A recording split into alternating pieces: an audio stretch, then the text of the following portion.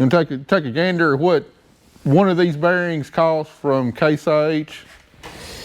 $63. $163. Carter wins. He's way closer. Actually, $174 for one of these bearings. Now, guess what the same bearing costs from Napa? 63. $25 or $26. Yeah, that's it. $26 from Napa versus $174 from Case IH. That's how we're going to save money this year now.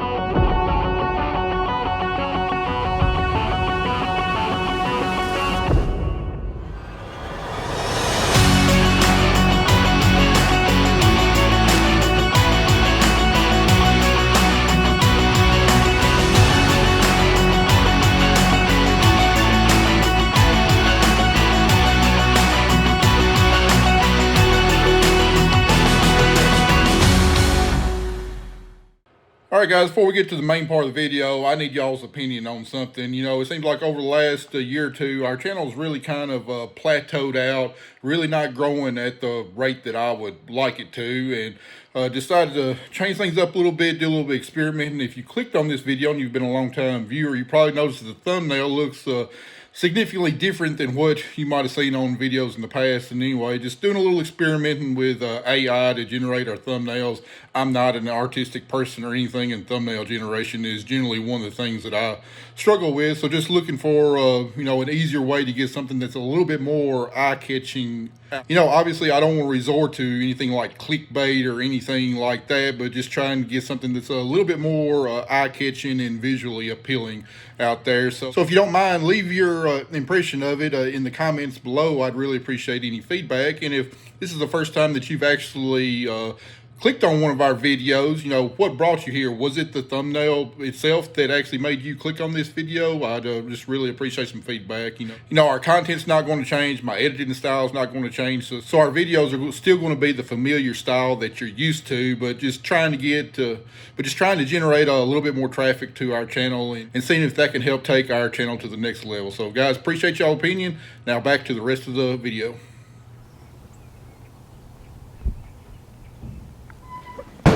All right, back on the combine this Monday morning. We didn't quite get as far as we wanted to Friday. Of course, when you start digging in the combine, it's never going to be as quick and easy as what you plan, because as you start taking stuff off, you see other stuff that needs attention, just like the bearings for this feed roller here. You know, we weren't planning on replacing that, but you know, when you're digging on the combine, there's always going to be stuff, because you can't check every single thing during an inspection, and you're gonna find other stuff that needs attention. So anyway, first order of business, get the bearings back on the roller, get that back in the feeder here, because we're gonna have a delivery here in about 30 minutes. My roller crimper parts I ordered from I&J, they finally made it down here, like $3,000 worth of blades and stuff, and we're gonna need this forklift to offload it off the truck. So anyway, this should be pretty simple. Just put our new bearings back in the housing, bolt it up, slide it back in. Then we'll see what else we're gonna get into on this machine.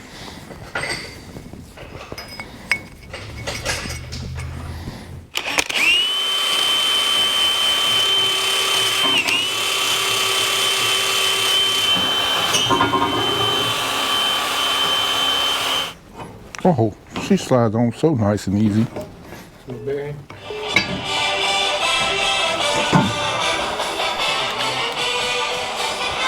Hey Kelly, how's it going?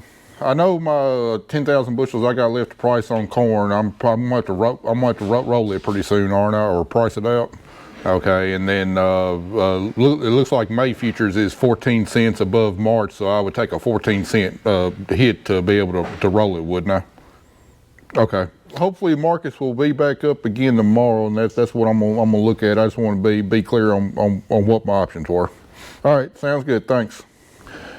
Yeah, we're still trying to price out the rest of the 2024 crop. I've been selling corn along and gotten some pretty good prices. The prices had continued to ease up, but here the last two and a half weeks, the prices kind of flattened out and starting to head down. I still got just a little bit of corn left to price, which is what I was talking to Tyson about.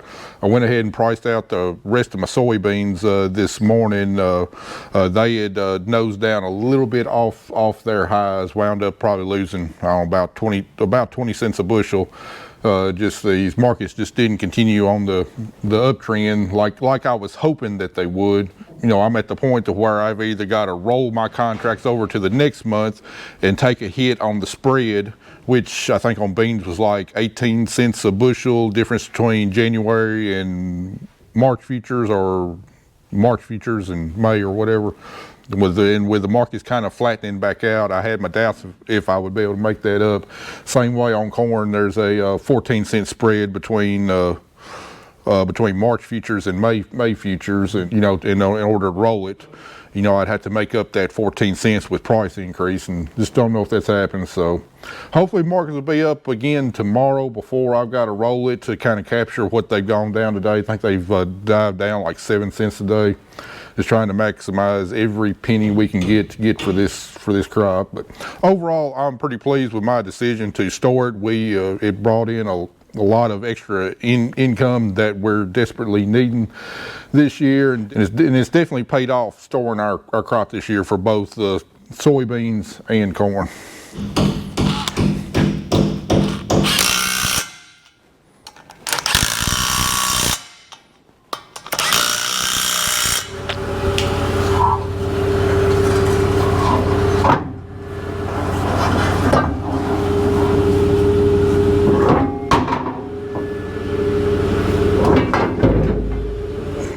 All right, got our roller back in, got it bolted up, and I think we are ready to try and fish this feeder chain back in.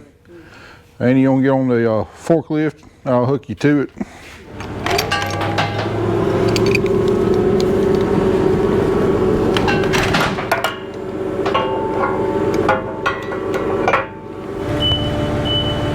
Oh. All right, back.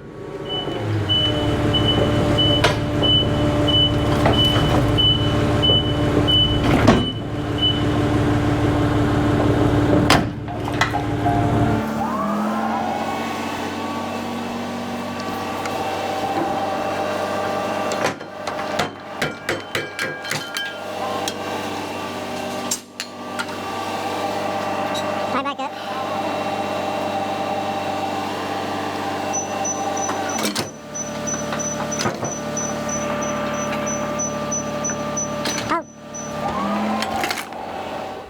Right now, having problems getting the chain and the feeder chain past the beater roller because there's not a whole lot of clearance there. But once we get the chain pulled all the way around and we'll have some slack in it, it should be easier to get it on the sprockets maybe. Do you want to do that? Getting one of the chains on the sprocket will be easy, but since they're connected, getting all four on the sprocket at the same time, that's going to be the hard part. We might be better off backing off, getting the feeder chain down beneath the sprockets and then sliding it over and getting it lined up and pulling it up on the sprockets that way. Yeah. All right. I've got my little. This tension is pulling the bottom. What? I said now these middle ones are lined up with the sprocket. All right, so we're ready to pull on with the forklift. Make sure this sides are too.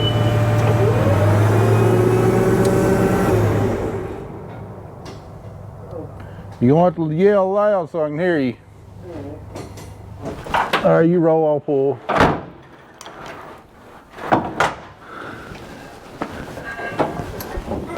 You want to get your rear end out of that hole before I get you. Gotta get that doing stuff first.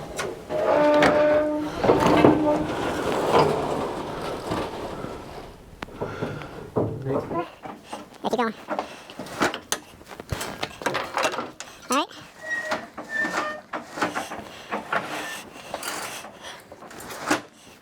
Now back that forklift up, just put tension on the chain to keep it from pulling back.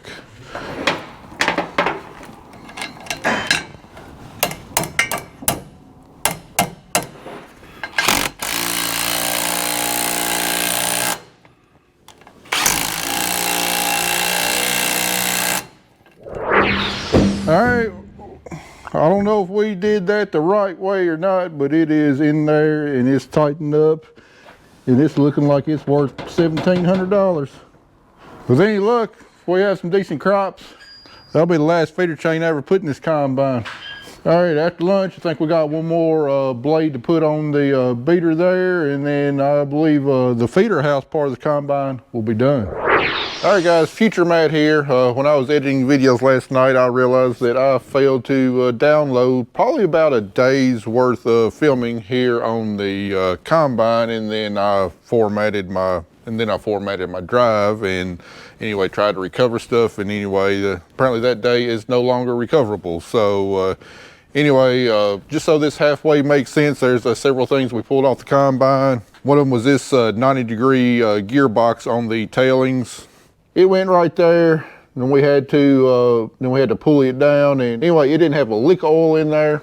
And then we're also doing some work on the clean grain elevator. Got a pretty big hole starting to wear my clean grain boot. Had problems with this pulley right here. Thought the bushing was wore out in it, but turns out we also had a bearing completely out there too. I can't remember what else we covered in that day, but hopefully that makes the following sequence of events make a little bit more sense to you. So anyway, back to present, Matt. All right, back on the combine this afternoon, and Andy got the impeller right there, pulled off the gearbox, and look at all this grime right there.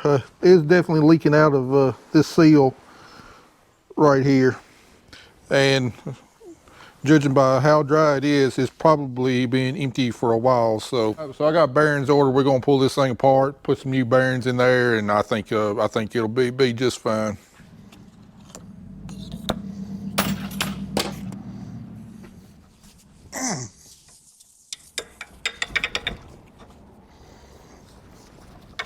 I don't know how this thing comes out. All right, I FaceTime my mechanic buddy Jacob, and he told me that these shafts just don't slide out. You need a slide hammer to pull them out, because not only are you pulling the shaft and the bearing out, but you're also pulling that outside race out too. So they just don't slide apart. So that's what the holdup was, and had to go to town and get me a new slide hammer, because my old one right here had threads boogered up here on the end that I could not fix. So let's see if we can get her out now.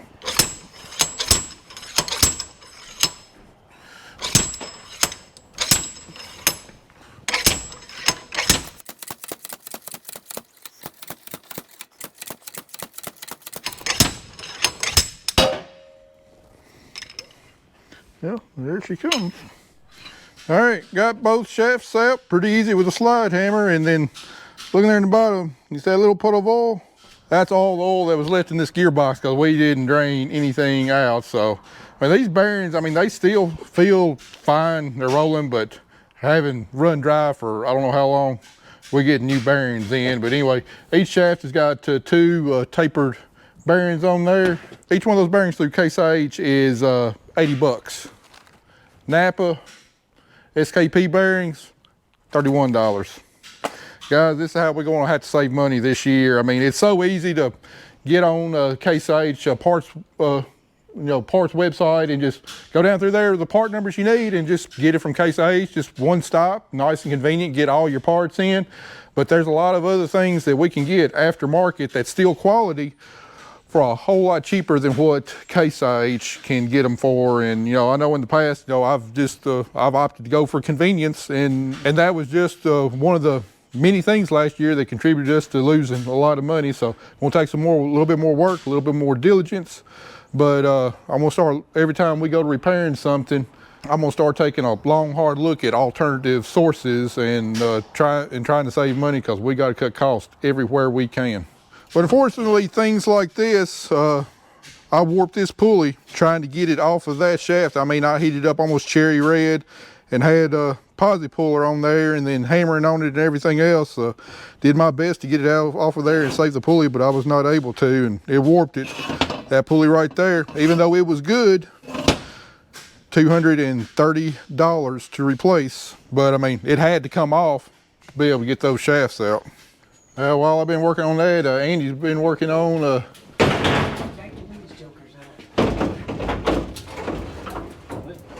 Ladies, watch those muscles. Watch these fingers break too. He's been working on switching the combine over to wheat, changing out our large wire concaves for our small wire concaves, and then there in the back we got 8 straight bars that's going to take the place of rasp bars. We'll need all that to do wheat. Well, Andy, it's past 5. I don't like working past 5 in February. You ready to go home? It's 5 o'clock here today, so yeah, we can. All right, guys, to be continued in the morning. Hopefully tomorrow we can get a full day on this combine and make some significant progress.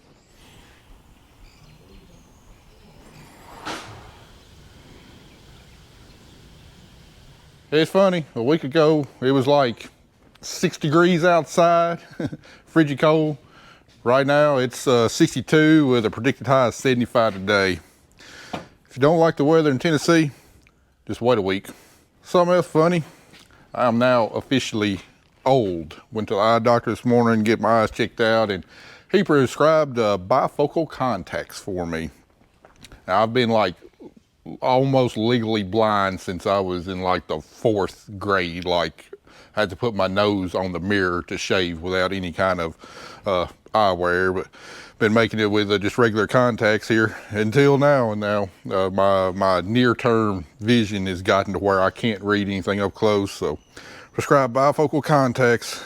I'm old, but I will say my up close vision now is definitely much better than what it does. Like these bearing numbers, I'll be able to read them easily now, even though my far distance vision is not quite as good. Had to sacrifice a little bit.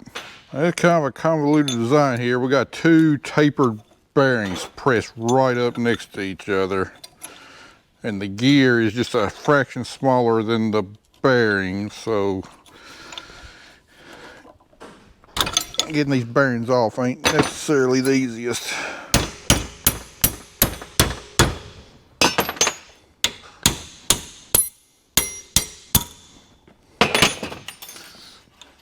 But with a little persuasion, they come off.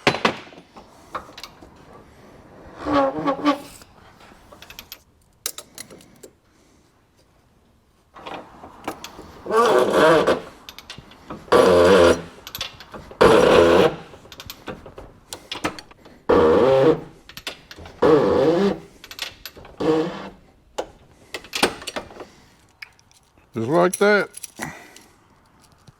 Well, I screwed up right here when I was pressing those bearings down, because there's no way to, they didn't have anything proper size to press on the inner race there. I was kind of pressing on the outer race, and I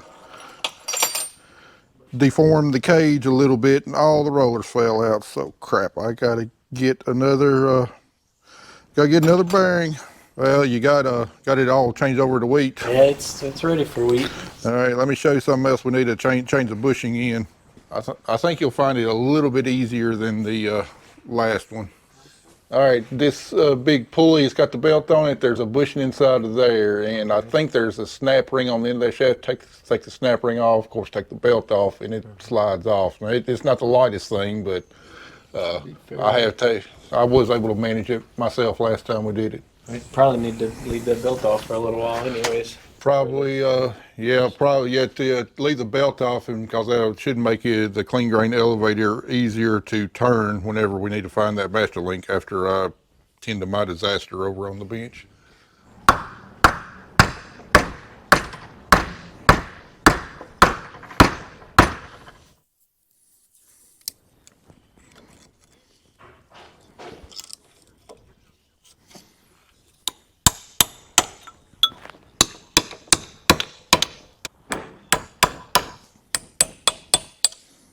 All right, got half of it done. Can't do the other half until my new bearing tore up comes in tomorrow, and then the seals we're waiting till we get everything torn down on the combine, and I'm gonna make one more trip to H&R, get the seals in, put all this back together. And this is why I got a guy like Andy. Ain't no way I'm fitting up in there like that. It's nice without this right here. With the big open space right here. Of course, Case H and their infinite wisdom decided to put a snap ring on there that ain't got any holes and it's a booger to get off. Oh. Yeah, I was gonna say no washer. All right, there's 3 spacers fell off. There's one more. A lot of grease in here. Yeah, I don't know how the bushing wears, but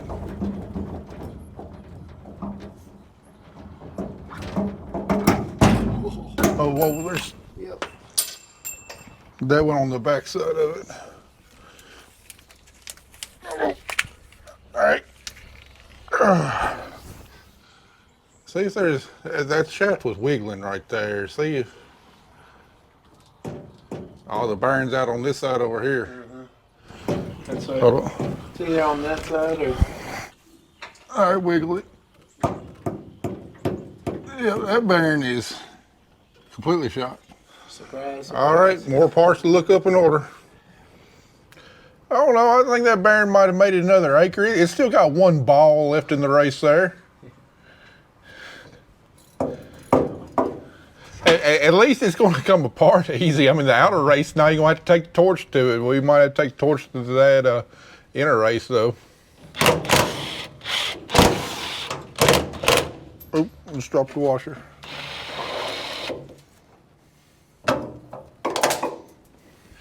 Then just might as well go ahead and bring the torch over here. I'm not even going to try.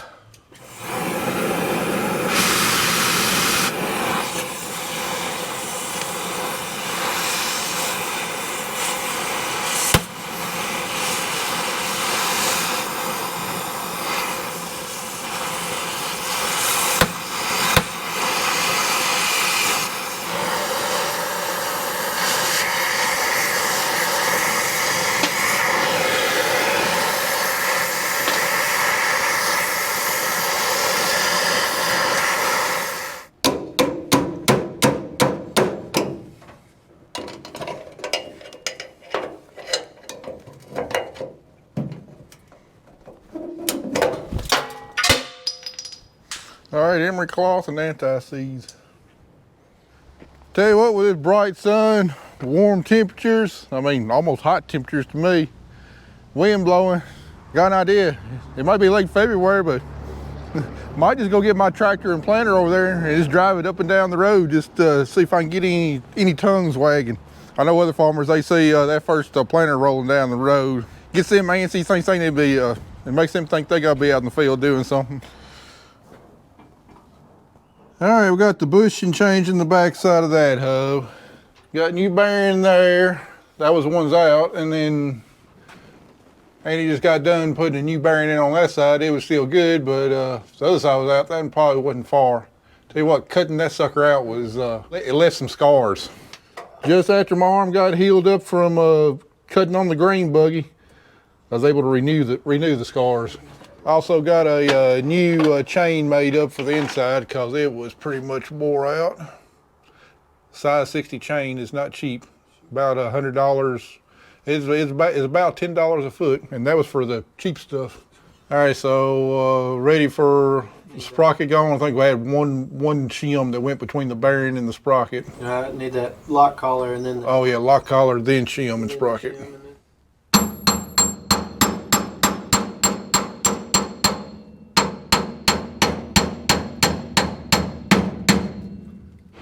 Wait, before we put this on, it'd be easier if we go ahead and route that chain through there.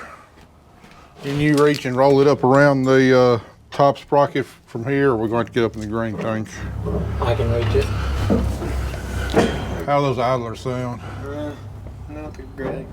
This one doesn't spin on this one. This one's. Yeah, we need to change those. We done gone this far. Yeah, That don't sound like it's gonna last. this long is at just all. tight. But No, that sounds rough as all get out. Take them off. We go see if H&R got them, add them to the list. All right, well, looks like we're kind of at a standstill now. They got the sprockets in stock, and I think all the rest of the parts we need. So I'm gonna run and get them first thing in the morning, and we'll get back on it. Well, we're not gonna get done. We're not gonna get done tomorrow, but I sure would like to get done with it Friday.